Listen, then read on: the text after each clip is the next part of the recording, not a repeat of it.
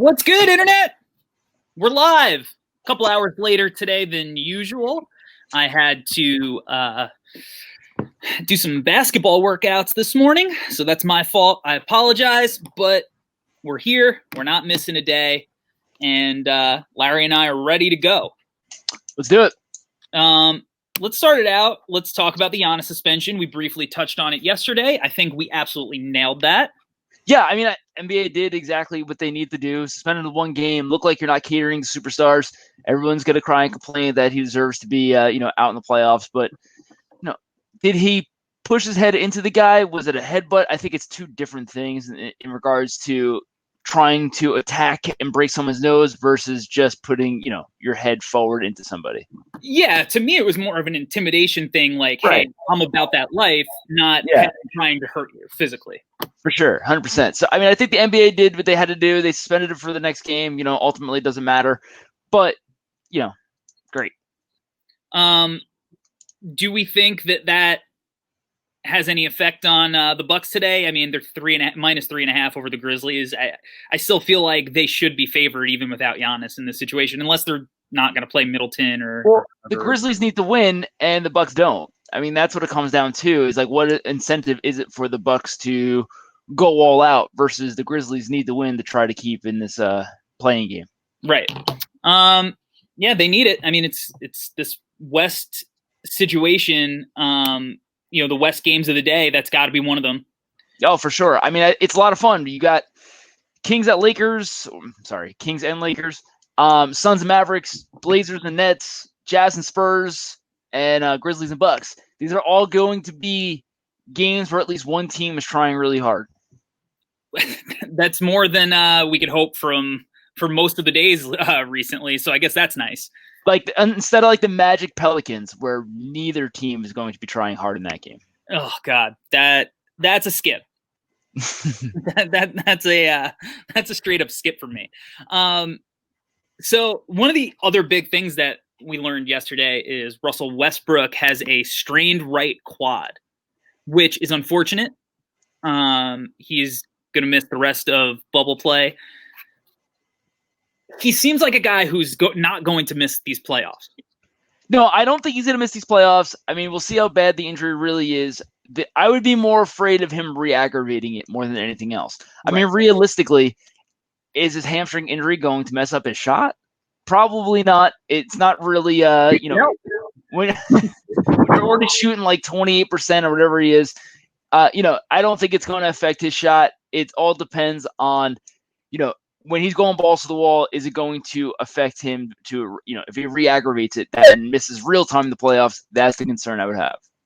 Yeah, I think that's a good point because he's going to tough it out. He's not going to miss the playoffs. He's there. He's not just going to sit and watch it. I think that the Rockets would literally have to physically remove him from the bubble for him not to play. And He's not a guy who's going to go 90%. He's going to get out there no matter what. He's going to give it his all. Yeah, and I can't wait for I really hope he's out there. I want to see the Thunder Rocket series. That's going to be a ton of fun. A lot of revenge going on both sides there. So that's going to be great. Yeah, I know Chris Paul was watching one of the Rocket games recently and there was a lot of like, I guess he's scouting for his playoff matchup. And then I forgot who it was. I think it was Harry Giles said that he was actually just coming to watch him play. I think Harry Giles played on his AAU team or something. Yeah. I mean, Chris Paul's been in the league long enough. Does he need to scout Russell Westbrook and James Harden at this point? No.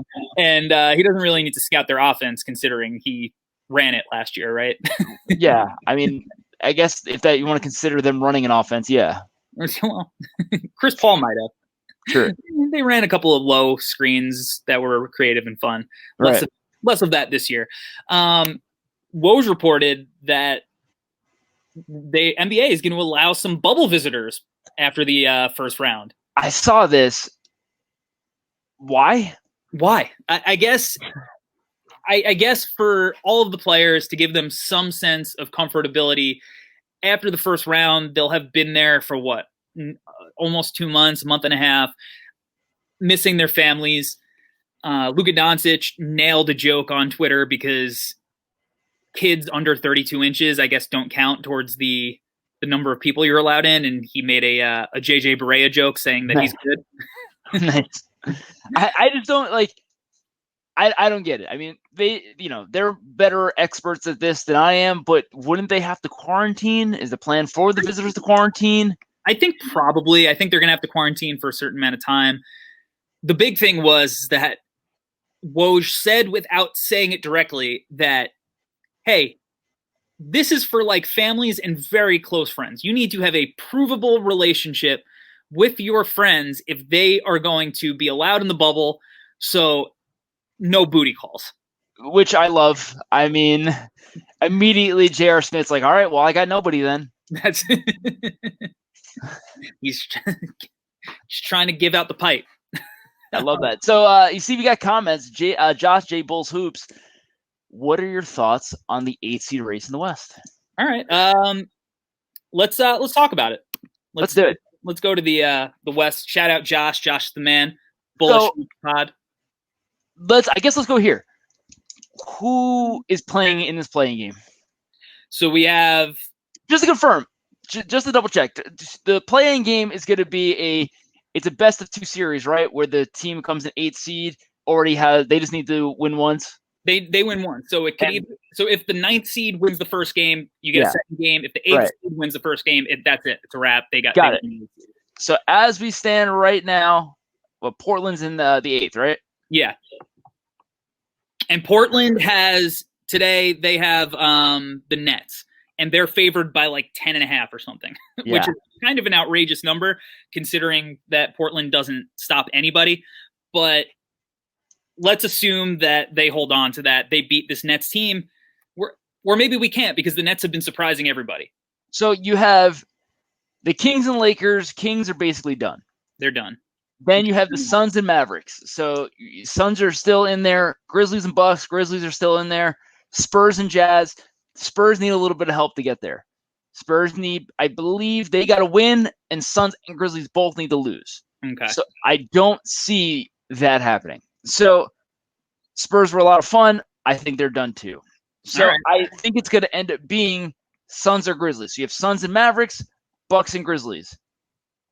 So I looked on the internet before this happened just to see if the Mavericks were going to rest Luka or Porzingis. I found no information on this, but if I'm going to read the tea leaves based off the betting line, which has Phoenix minus 8.5 over the Mavericks, Vegas is assuming that the Mavericks are going to rest either one of or both of Luka and Porzingis. Yeah, I would imagine so. I mean, so you're basically, do you think Tim Hardaway, JJ Barea, and gang are going to beat the Suns? Right. Don't leave out Trey Burke. So do you think Tim Hardaway and JJ Barea and gang are going to beat the Suns? I mean, granted, it's 8.5 points, but I mean, still, talking just not from a betting perspective. Yeah, not from a betting perspective. Just straight up winning the game. So who has the tiebreaker? Let's say the Suns and Grizzlies both win. Who has the tiebreaker? It's gonna go to something weird. Did they play the same amount of games? So they played the same amount of games. Yes. I honestly don't know how they're going to do it. I don't know if they're going to do it by. Can we get a play-in game? That would be great. That would be great. I don't think Memphis is going to win. I just don't. Sure. I think that Milwaukee's going to win, even though they're going to be missing Giannis. I think that Milwaukee is going to hold on. I mean, they're favored. They just have that team. Memphis is too young. I think next year is the year that they get through. Josh thinks that it's going to be Blazers Lakers matchup in round 1. Dame's been amazing. That's going to be insane. Yeah, it's going to be insane because the Lakers have nobody to possibly guard Dame. Like, not even a thought of a body. Like LeBron, it might be their best option. Yeah, I tend to agree. I think the Blazers are going to hold on to the 8th seed because I think that even if the Suns, and I'm gonna be pushing for Phoenix to win and get into the play-in game, and they're going to be 8-0. That means they're going to have to then go be 10-0 to get into the playoffs. I don't see that happening. No. I think that even though the Blazers have had trouble getting stops, I think that for them to lose 2 games in a playoff setting with a bunch of veteran guys who have actually been there and understand the intensity, because the intensity is going to go up a little bit. Yeah, for sure. And Suns fans, if that's the case and they lose that way, Suns fans should be really happy. I mean, Yeah, for sure. they think they have a chance. They were one of the teams that were questioned, why are they even in this bubble? And I'm jealous. Yeah, they've been the most fun team to watch because it's not like the Blazers have been fun. Dame's been fun. Yeah, for sure, 100%. So I mean, going into next year, as a Suns fan, you got to be excited to see what they can come up with. 100%. And just from a strictly a like strategic point of view, how on earth are the Suns over a 2-game stretch going to guard Damian Lillard? I mean, DeAndre Ayton coming out on these screens, like if they're going to play drop coverage, Dame has been averaging something ridiculous, like 1.4 points per possession against drop coverage in the bubble. You cannot do that. But if you blitz Dame with DeAndre Ayton, while Ayton has improved tremendously as a defender, you're really getting put into some situations you don't want to be in. I mean, Nurkic's going to have a field day down low because Dame's going to find him every time. And then that's going to open up the rest of the shooters in the short roll. I mean, it's going to be a rough strategic situation for the Suns over a team. And if CJ can offer anything, I know he's hurt. If he can offer anything, that's just icing on the cake. Yeah. So I can tell you right now, both games, I mean, assuming if they play 2 games or even one, I'm going to assume both scores are in the 130s. Yeah, I think whatever the over is, you should probably pound that over pretty hard. For sure. Had some coaching extensions. We did. We had Nate McMillan and Brad Stevens. Nate McMillan with the Pacers, Brad Stevens with the Celtics. I think nobody's shocked by the Brad Stevens news. I think that a lot of people were shocked by the Nate McMillan news because leading up to this extension, the big rumor going around on Twitter is that he was going to get fired. He was one of the coaching candidates to get fired. So I guess just like our updates for Rest not going to Twitter first and Vegas had a little bit of inside information, seems like the insiders with the Pacers organization had some inside information about how Nate McMillan actually was going to be handled. Who knew? I mean, Nate McMillan, he's been, the Pacers came to play this bubble. They're playing good basketball. If you're going to get this type of production out of TJ Warren, that definitely helps. But I mean, let's get Monty Williams with an extension too. I mean, I think that deal, he's still got some time left on that. Extend it further. Extension, but yeah, with Nate McMillan, build a statue. Nate McMillan, I get is, I don't know, an old school coach, I guess, if you want to say, more in that vein. But he has had a lot of NBA coaching success. Yeah. And he had it with Portland. He's had a ton of it with Indiana. They lose Sabonis before the bubble games start, and they still play great basketball, where I think everybody kind of was writing them off. Oladipo is, coming. They didn't even know if Oladipo was going to play in the games. Right. And even as he's playing, he's not the Oladipo everybody knows. No. So I think McMillan's done a great job. I don't understand the firing talk at all before he was extended. And I think that, if you're a Pacers fan and you're not happy with Nate McMillan, you want an upgrade, there's only so many guys that you can actually upgrade from there. And just be thankful that you don't have Jim Boylan. So like the players bought in, and that's what you want out of your team, and your head coach. The players bought in, they're ready to play for one another to try to compete for a championship this year. That you can't be mad about that. You can't ask for anything different, I don't think. Just like Zach LaVine bought in. I have a lot to say on that. I know that since the Bulls aren't actually in the news, we're going to stay away from that. Man, I hate that. But I would do anything for Nate McMillan right now as a fan. You just hired Tom Thibodeau. I know that a lot of people have differing opinions on him. I would do anything to go back to watching Joakim Noah dribble handoffs at the top of the key, creating. You could probably still watch that this playoffs. Look, I'm in a real tough spot as a fan because I'm on Dame's side on the Dame Paul George beef. But Joakim Noah is one of my all-time favorite basketball players, and it would really warm my heart if he won a championship ring. So I have a lot of things to work out over the next couple of months, as far as that goes. Yeah, I'm in a tough spot as a fan too. My team's been bad for 20 years. and you hate Joakim Noah, so you don't have to worry about that. Oh no, yeah, he's dead to me. He's not one of the all-time great Knicks. No heart. Wish that dude had heart. All heart. Get paid a ton of money to go to strip clubs and not work at all. That's insane. That dude needs some heart. Joe is all heart. Wish he had some heart. I want to shout out a couple of guys that are on the Locker Room app, which is an audio app that we're broadcasting on as well.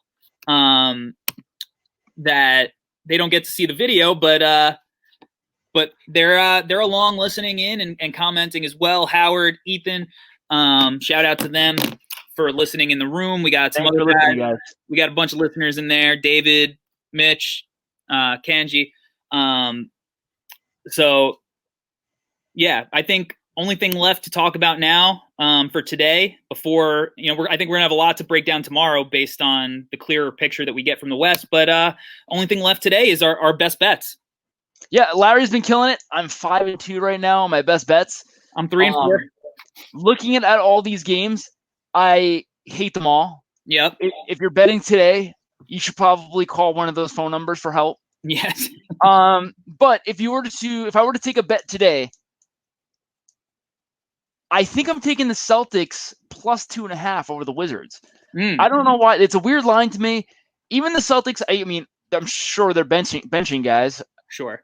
Even Celtics, their entire bench roster is better than the Wizards.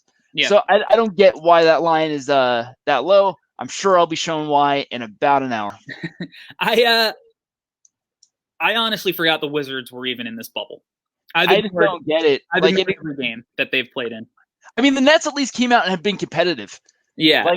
Everyone's talking about the Nets. Why are you? I mean, they're in the in the hunt, but I mean, realistically, they were like, this team's going to be absolutely horrible. The Wizards are horrible. It's insane. Yeah, they should have. Adam Silver should have just made up some negative COVID tests amongst their imaginary staff or something, and just had them all. So I'm taking Brad Stevens. Brad Stevens plus 2.5 is where I'm at there. Yeah, I think that's a pretty safe bet. I think I'm going to take Milwaukee plus 3.5. I think even if Middleton sits, I think Ja is going to have to go 25 and 13 or something, which incredibly possible for that to happen. But 3.5 is not one of the more outrageous lines. Lakers -6. I don't know. Are they really going to play LeBron or AD today? I'm not going to. One. I think Phoenix will win, but I'm not taking them -8.5. Do you want to talk about the Sixers killing you yesterday? Sixers killed me. If you've been watching along or listening along to the show, I absolutely and Larry absolutely have been shitting on the Sixers because along with the New York Knicks version and not the Chicago Bulls version of Joakim Noah, the Sixers have no heart. You did this. You took the Sixers, and this is. I took the Raptors, and the Sixers came back. Yeah, the Sixers came back and killed you all heart. Stanley Johnson, right, game winner. The game winner. They ended up winning by 4. The line was 6, so the Sixers came back and punched me in the mouth. But Sixers losing and you losing by spread is just incredible.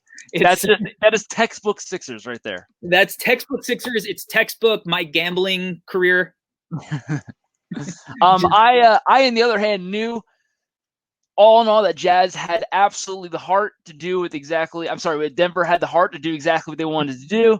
The game was competitive the entire first 3 quarters. They really blew it in the first to make sure they can lock that Jazz matchup that I know they want. So they completely blew it on purpose. That this team wanted to play the Jazz. There was no doubt in my mind the Clippers were going to win that game, not because the Clippers are so great, because Denver does not want any part of that 2 seed. And shout out to Jeremy Grant, who's not Jaren Grant, who I just wanted to mention because he's one of my least favorite Bulls of all time.